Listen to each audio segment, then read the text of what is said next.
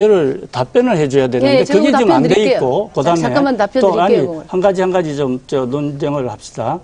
그리고 또 부자 감세 얘기를 하셨는데 그 말씀 참 잘하셨어요. 네. 이영석 의원도 되게 좋아하는 단어잖아, 그죠? 근데 원래는 부자 감세 하려고 그랬죠. 이명박 정부가 세율 낮추려고 그랬죠. 못했잖아요. 그거를 자꾸 못한 걸 갖고 깨진 레코드판 떨지 계속 틀어놓으면 그거는 국민들을 오도하는 거예요. 이제까지 한 것은요, 부자 감세를 못한 거고 국민 감세를 한 거예요. 일반적인 월급쟁이들 감세시켜준 것밖에 없어요. 그걸 분명히 좀 알고 계셔야 되고, 그 다음에 이제 경제민주화에 관계돼서도 내용이 우리가 생각하는 경제민주화하고 지금 진보당하고 또 민주당이 생각하는 거는 좀 달라요. 내용의 면에서 용어는 같아도, 그죠? 저희들이 생각하는 것은 공정한 경제를 해치는 것은 그거는 용납 못한다 그래요. 그러나 대기업이라고 해서 무조건 죽이거나 해체하는 것이 맞는 건 아니다는 거죠.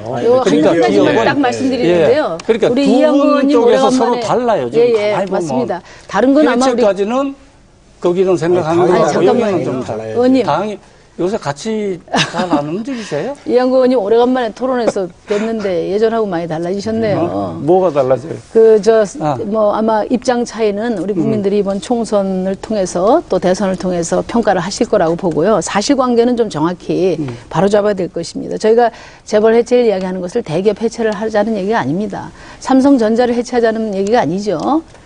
이건희 회장의 선단식 경영, 족벌 경영체제를, 소유 경영체제를 해체하자는 거고요.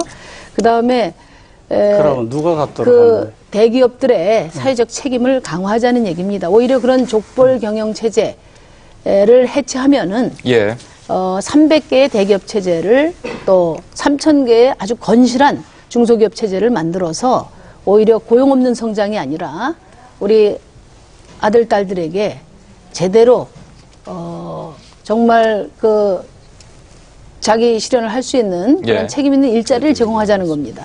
그러니까 대기업을 해체하는 거를 재벌 해체라고 이야기한 적이 없으니까 그건 다시는 언급하지 마세요. 재벌 해체라는 용어를 안 써요, 그러면? 아니, 확실하게 좀 하세요. 재벌 해체라는 용어를 숱하게 쓰면서. 재벌 독점 지배 구조를 해체하겠다, 이겁니다. 우선 제가 아까 강조해서 우리나라의 지속적인 성장과 경제 활성화를 위한 한반도 정책을 말씀해 주십시오 얘기를 했는데 그건 피해 가셨습니다. 답변하기 어려워서 그런 것으로 알고 제가 더 묻지는 않겠습니다. 그렇지 않다니까 그러네. 아니, 그럼 조금 이따 답변을 하세요. 그럼. 답변을 하시고. 아니, 사회자가 일방적으로 남이 얘기한 것을 그렇게 매도하시는 식으로 발언하시는 것은 별로 바람직스럽지 못하고요. 또 하나는 저는 지금 우리 이양구 의원님 말씀하신 걸 들으면서 세상이 크게 바뀌는 걸 참 모르고 계신다.